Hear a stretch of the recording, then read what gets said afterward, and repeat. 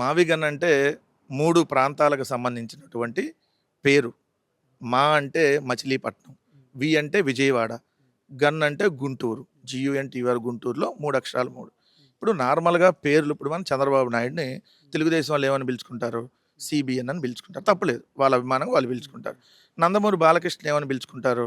NBK అని పిలుచుకుంటారు వాళ్ళ అభిమానులు గాని, ఫ్యాన్స్ గాని.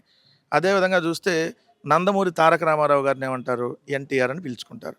అంతెందుకు తెలుగుదేశం పార్టీని ఏమంటారు? TDP అంటారు. వైఎస్ఆర్ కాంగ్రెస్ పార్టీని ఏమంటారు? వైఎస్ఆర్‌సీపీ అంటారు. భారతీయ జనతా పార్టీని ఏమంటారు? BJP అంటారు.